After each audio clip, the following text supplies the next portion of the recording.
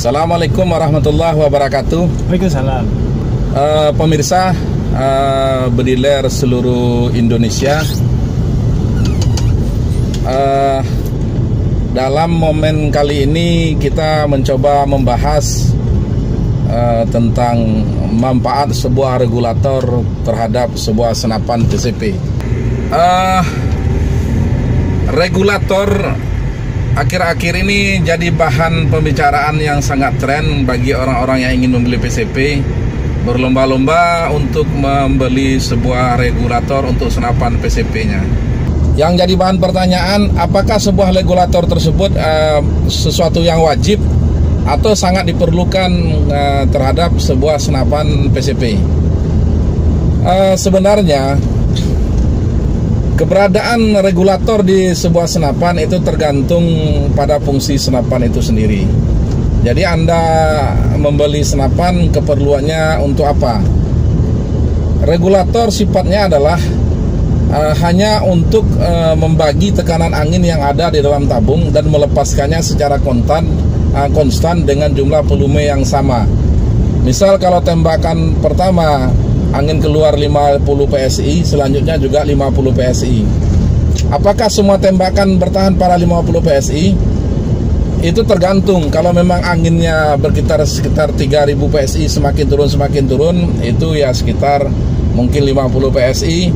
Tapi kalau anginnya sudah tinggal 1000, itu dipastikan pasti tidak stabil. Nah, untuk sebuah senapan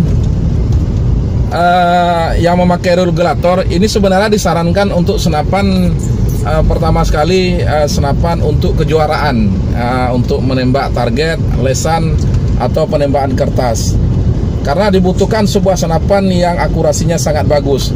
Jadi pengeluaran angin yang dikeluarkan dari tabung ke regulator yang sifatnya sangat stabil membuat tembakan kita juga mau tidak mau atau langsung tidak langsung akan menjadi stabil. Jadi regulator sangat berpengaruh sekali terhadap kestabilan tembakan sebuah senapan PCP. Jadi semua senapan kejuaraan yang dibuat oleh orang luar negeri, seperti salah satunya senapan Fenwick Box, sudah jelas itu memakai regulator. Nah, bagaimana kalau senapan kita hanya untuk berburu babi, berburu burung, atau berburu rusa? Kalau untuk berburu burung, pakai regulator juga sangat dianjurkan, karena tembakan kita pasti sangat stabil dan akurasinya cenderung lebih bagus karena kestabilan keluaran angin. Tapi kalau untuk senapan yang kita buat untuk berburu middle game sampai big game seperti menembak babi, rusa, yang untuk ukuran-ukuran besar, saran saya sebaiknya tidak usah pakai regulator. Kenapa?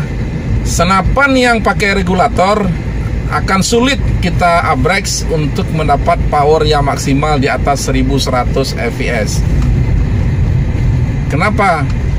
Angin yang kita harapkan keluar dengan volume besar di tabung ke valve itu sudah diukur, sehingga sulit kita mendapatkan power yang besar.